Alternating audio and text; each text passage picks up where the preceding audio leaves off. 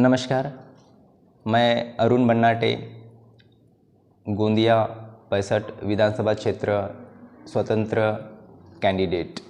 आगामी विधानसभा इलेक्शंस गोंदिया में होने जा रहा है और उसी को लेकर के मैं खुद एक प्रत्याशी हूँ और इसी प्रत्याशी को मद्देनज़र रखते हुए मैंने ये कदम उठाया है कि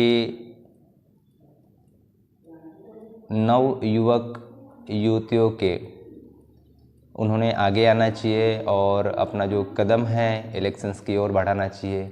लोग सोचते हैं कि पॉलिटिक्स में नहीं आना चाहिए, लेकिन ये दुर्भाग्यवश हमारे लिए बात है कि हम नवयुवक लोग इसमें भाग नहीं ले रहे हैं।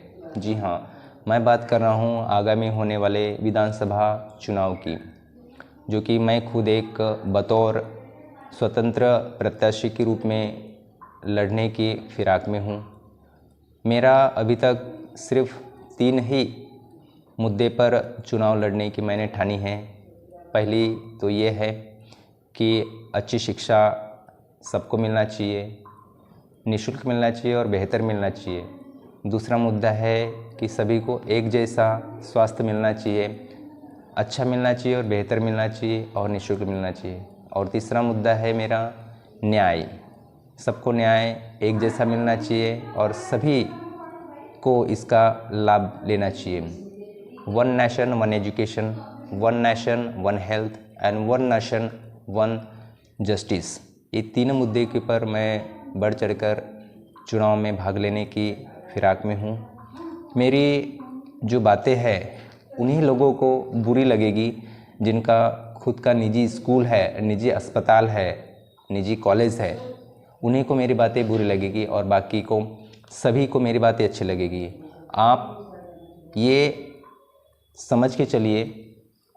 आप मुझे एक बात बताइए, अगर निःशुल्क फ्री शिक्षा अगर सबको मिले, सबको एक जैसा शिक्षा प्रणाली अगर मिले तो बहुत अच्छी बातें होगी। हमारे आपके जो जितने भी बच्चे लोग हैं जो जिला परिषद स्कूल्स में पढ़ते हैं, उसकी स्थिति देख लीजिए कैसी है। दयनीय स्थिति बना के रखी हुए सरकार ने। एक तरफ जहाँ पे स्कूल्स नहीं है वहाँ पे स्कूल्स बनाना चाहिए, लेकिन ये सरकार ने स्कूल बंद करने का पूरा जियांस निकाला हुआ है। अगर मैं पूरे महाराष्ट्र की अगर मैं बात करूँ तो 65,000 स्कूल्स को बंद करने का इन लोगों ने निर्णय लिया गया है। अगर गोंदिया ज़िले की अगर बात करूँ तो 14,000 स्कूल्स जो ऐसे हैं जो कि बंद करने के कगार पर हैं। अगर गोंदिया तालुका की मैं बात करूँ तो 243 ऐसे स्कूल्स हैं जो कि बंद करने के फिराक में हैं। आइए हम सब इनको बचाए रखने के लिए एक बीड़ा उठाते और आगामी जो विधानसभा इलेक्शंस है उसमें मैं बतौर प्रत्याशी के रूप में आपके समक्ष आने वाला हूँ। ये 3 ही मुद्दों को लेकर के मेरी चर्चाएँ बनी रहेगी। दूसरी बात यह है कि एज अ ग्राउंड फ्लोर पे मैंने कई सारे वर्क किया हूँ, कई सारे काम किया हूँ, कई सारे अधिकारियों को मिला हूँ मैं और अभी भी मिलते आ रहा हूँ मैं। अगर मैं कलेक्टर्स ऑफिस की अगर मैं बात करूँ तो किसान हो, आम जनता हो या विद्यार्थी हो, हमें सिर्फ 2 मिनट के बातों के लिए हमको सुबह से लेकर के शाम तक कलेक्टर ऑफिस के बाहर बैठना पड़ता है। हमको हमारे सिर्फ 2 मिनट की बातों के लिए तीसरा मिनट नहीं लगता। ये कैलकुलेट किया हूँ मैंने। अगर वही बतौर अगर कोई MP MLA अगर आ जाता है तो उनके लिए आगे से दरवाज़ा खुलता है, लेकिन हमारे लिए कोई दरवाज़ा नहीं खुलता। सिर्फ हमारे 2 मिनट की बातें रहती है। हमको कलेक्टर्स को बोलना होता है, कोई भी समस्या के बारे में उनको अवगत कराना होता है या कोई भी ज्ञापन अगर देना पड़ता है तो उनको PA या कोई भी नज़दीकी अधिकारी लोग अगर रहते हैं तो वो डायरेक्ट बोल देते हैं हमको कि अभी साहब नहीं है, बाहर गया हुआ है, जबकि रहते हैं ऑफिस में ही अपने कैबिन्स में बैठे हुए रहते हैं। लेकिन हमको बता दिया जाता है, किसानों को बता दिया जाता है, कोई भी व्यक्ति उनको मिलने अगर गए तो उनको बता दिया जाता है कि अभी साहब नहीं है, मीटिंग्स में है, ऐसा है वैसा है, दैट्स इट, मिलने का समय नहीं है, आप कल आओ परसों आओ। आप मुझे बताइए, हम सुबह से लेकर के शाम तक 2 मिनट की बातों के लिए हम लोग कलेक्टर को मिलने जाते हैं, SP से मिलने जाते हैं या जिला परिषद के CO से अगर मिलने जाते हैं, ये तीनों के ऊपर बात लागू होती है। हमको घंटों तक सुबह से लेकर के शाम तक, शाम हो जाती है, कभी कभी 4-5 दिन तक मिलना नहीं होता इन लोगों से।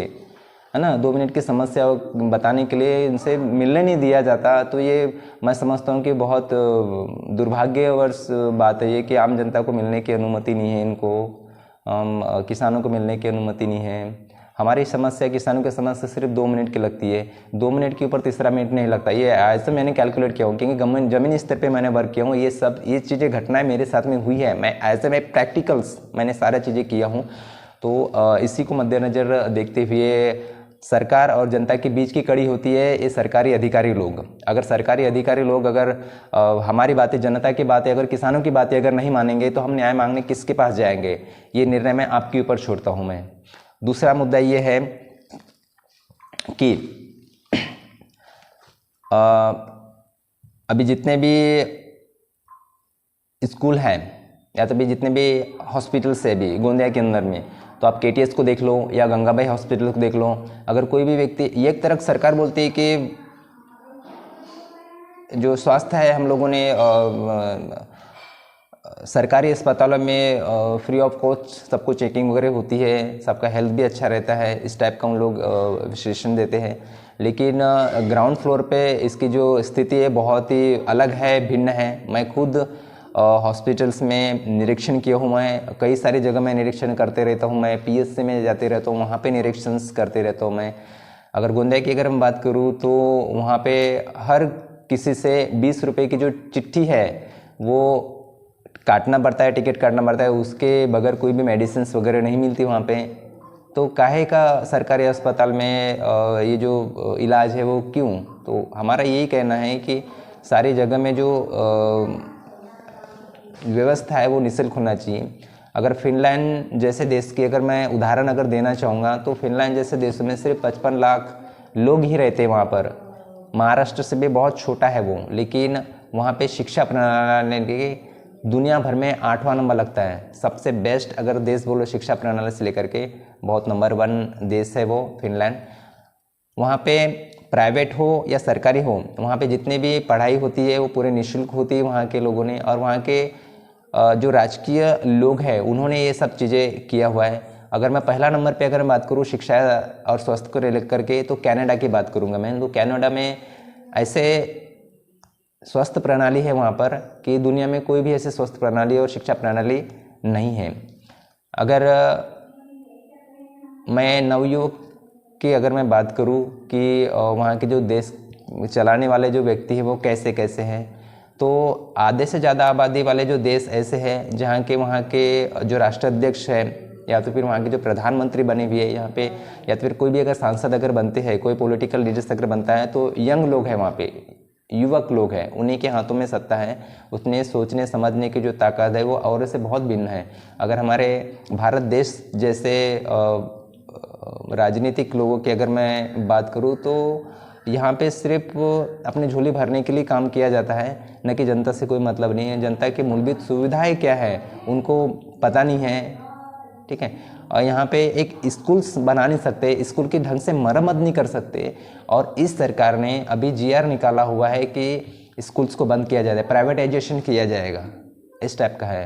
यार जब अंग्रेजों के ज़माने से ऑलरेडी प्राइवेटाइजेशन नहीं हुई है, वहाँ पे फ्री शिक्षा मिली है, फ्री स्वास्थ्य मिला है, फ्री न्याय मिला है, तो इन लोग कौन होते, ये लोग कौन होते हैं जो कि पूरा बंद करने के कगार पे? इन्होंने तो खरीदे कुछ नहीं, लेकिन बंद करने के कगार पे है इनको आते।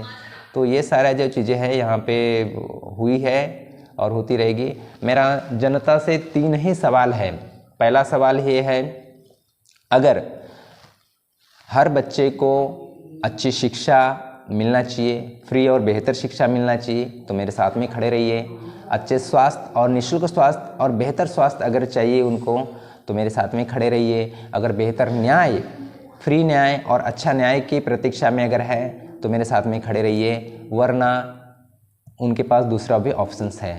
तो यही चीज़ें मैं बताने की कोशिश करूँगा। आगामी विधानसभा इलेक्शंस आ रहे हैं, इलेक्शंस के बतौर आप अच्छे प्रत्याशी को चुन करके देंगे और सच्चे प्रत्याशी को चुन कर देके क्योंकि अपने भविष्य, जो अपने आने वाले जो भविष्य है, बच्चों का जो भविष्य है, माता बहनों के लिए जो भविष्य है स्वास्थ्य से रिलेटेड, तो उनके भविष्य का सुधार कर सके, अपनी जो बातें हैं संसद में उठा सके और विधान परिषद में उठा सके, ऐसे लोगों को ही आप चुन करके देंगे।